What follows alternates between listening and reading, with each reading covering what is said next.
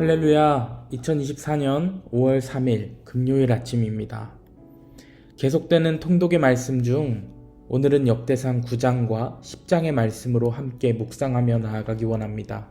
미네소타 한인연합감리교회 부임 후 부쩍 안부 전화가 많이 걸려옵니다. 가족, 친구, 그리고 이전에 사역하던 교회의 성도님들까지 감사하게도 관심을 가져주시고 또 기도하고 있다고 연락을 주시더라고요.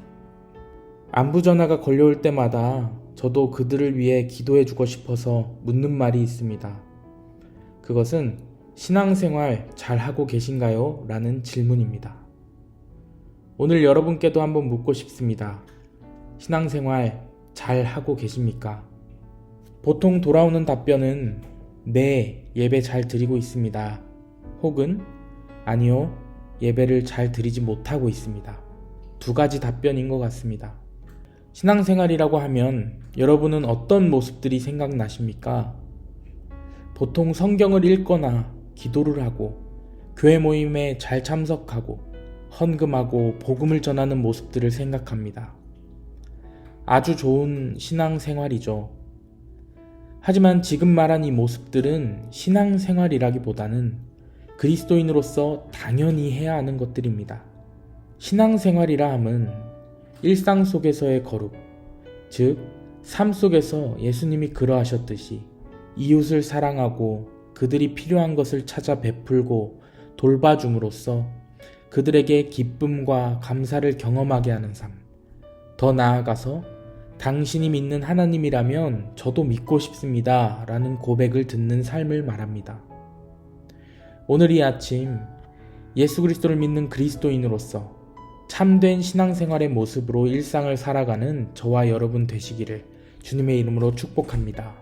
오늘 본문 말씀 역대상 9장과 10장의 말씀은 포로 기환과 사울왕 가문의 멸망에 대해 기록하고 있습니다. 9장과 10장은 전혀 연관성이 없는 이야기 같지만 이 두 가지 이야기는 한 가지 공통된 교훈을 주고 있습니다. 유다의 멸망과 사울왕 가문의 멸망이 왜 일어났는가에 대한 교훈입니다. 이 시대에 우리가 구체적으로 어떤 삶을 살아야 하는가, 이 아침 함께 묵상하며 하나님께서 허락하신 새 하루를 시작하기를 소망합니다. 우리는 삶의 한순간 한순간마다 선택의 기로에 섭니다. 그럴 때마다 우리는 중요한 결정들을 하게 되죠. 인생에서 중요한 결정들을 할 때 우리는 먼저 해야 할 것과 나중에 해야 되는 것을 나눕니다.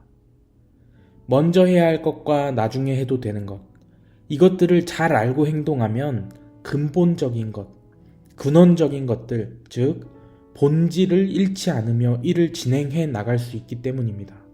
우리 신앙생활도 우리의 인생과 마찬가지입니다. 우리는 가끔 주변에 교회를 주기적으로 오지 않는 사람들에게 이런 말을 하죠. 신앙생활 똑바로 해야 합니다. 하지만 신앙생활은 교회 공동체 생활을 얼마나 잘하냐, 그것에 국한된 것이 아닙니다. 우리는 신앙생활이라고 쓰고 삶이라고 읽을 줄 알아야 합니다. 즉, 신앙생활에서 먼저 되어야 하는 것은 우리가 살아가는 현장, 삶 속에서 주님 앞에 바른 생활을 해야 하는 것이고, 그것들을 통해 여러분의 삶에 속해 있는 이웃들에게 그리스도의 향기를 뿜어낼 수 있어야 한다는 것이죠. 신앙생활은 삶 속에서 이루어져야 한다라는 것이 바로 근본, 근원적인 것입니다. 그럼 이런 질문을 할 수 있습니다. 교회는 중요하지 않다는 것인가? 교회가 중요하지 않다는 것이 아닙니다. 먼저는 교회 공동체를 통해 신앙을 점검하며 배우는 시간을 갖고 그것들을 들고 삶으로 나가야 한다는 것입니다. 이처럼 근본이 되는 것을 끝까지 가지고 가기 위해서는 먼저와 나중의 순서, 즉 우선순위를 잘 선정해야 한다는 것입니다. 다시 말씀으로 돌아와서 앞서 말씀드린 대로 역대상 9장은 바벨론 포로에서 귀환한 사람들의 이야기를 기록하고 있고, 역대상 10장은 사울왕 가문의 멸망에 대해서 기록하고 있는데요. 이 두 가지 이야기는 우선순위를 잘못 선정한 자들의 최후를 보여줍니다. 유다가 멸망한 이유가 무엇이었습니까? 하나님이 아닌 다른 우상을 섬겼고 하나님의 율례와 법도보다 자신들의 법, 내 마음대로 하고 싶어하는 내가 주인된 삶을 선택했기 때문이었습니다.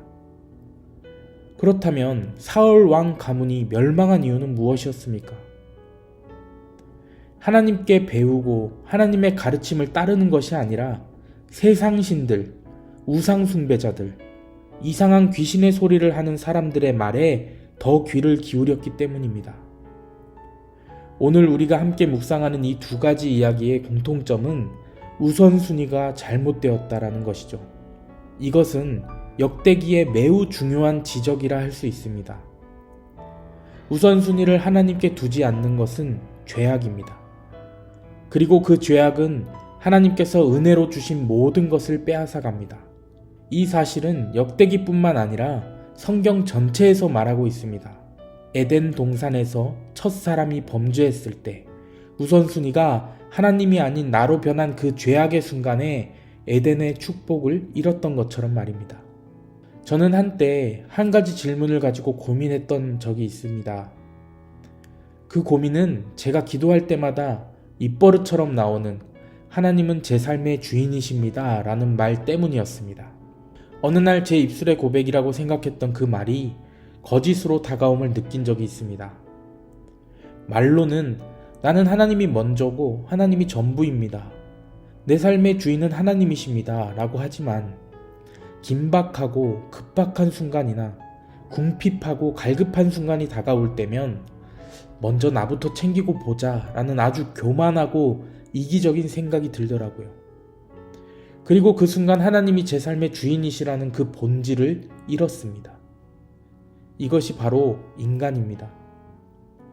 우리는 하나님이 나의 삶의 주인이 되어주시고 나의 우선순위가 되어주셨으면 좋겠죠. 그런데 문제는 하나님을 내 삶의 최우선순위로 둔다는 것은 쉽지가 않다는 것입니다.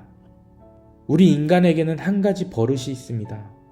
책을 읽든지 영화를 보든지 성경을 읽든지 간에 우리는 항상 주인공이어야 하고 주인공이 된다는 것입니다.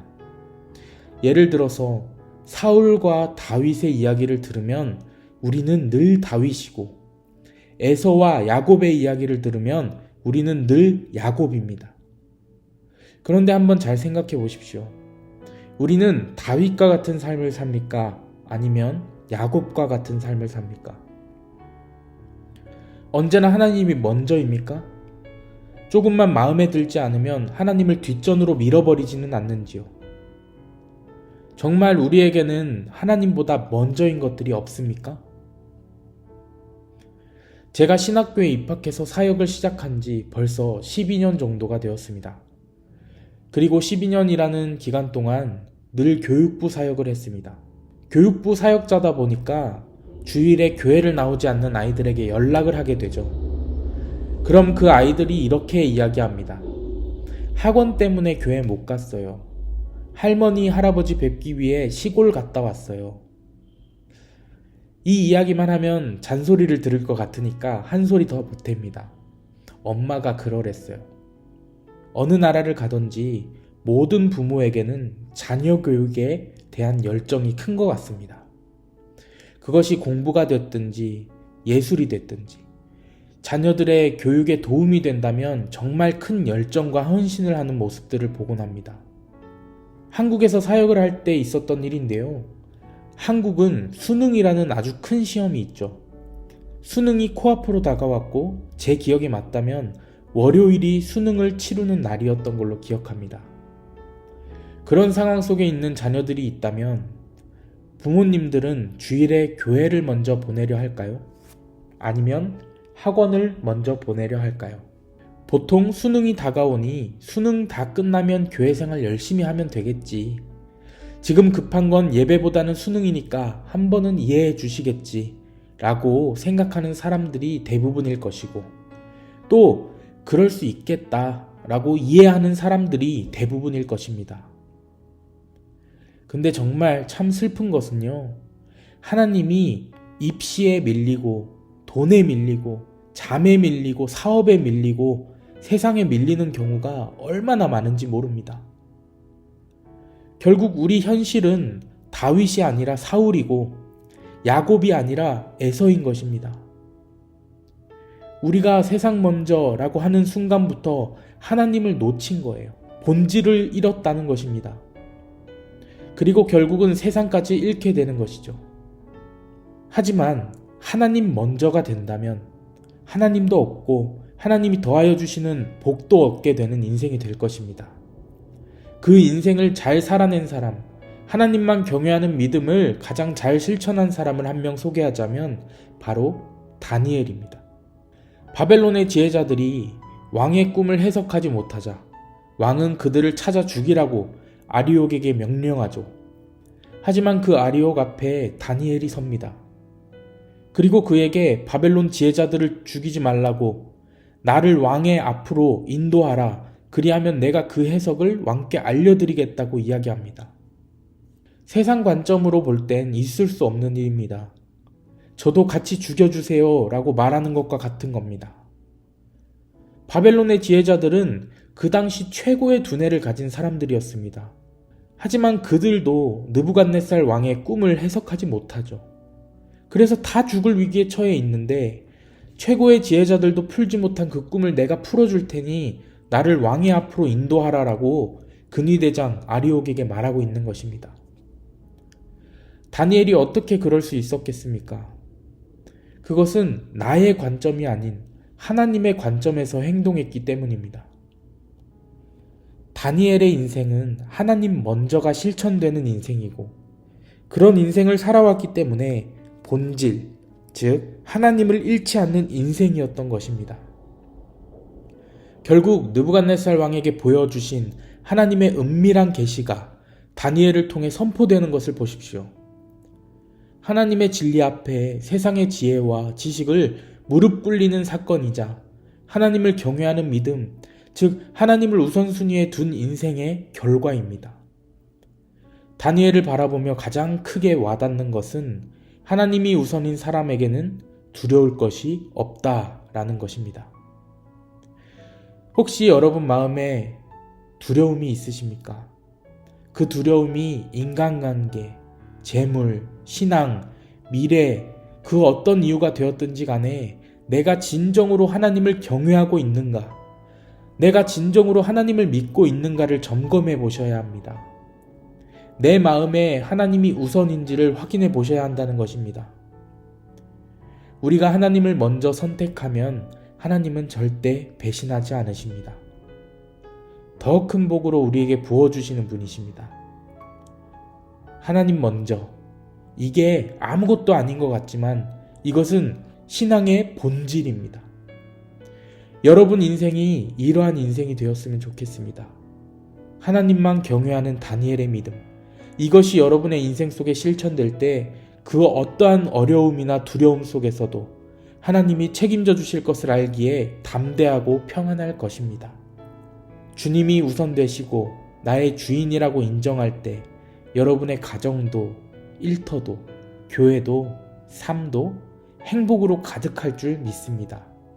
오늘 이 아침 하나님이 삶의 인도자 되시고 중심이 되어주시고 주인이 되어주시는 미네소타 한인연합감리교회 성도님들이 되시기를 주님의 이름으로 축복합니다.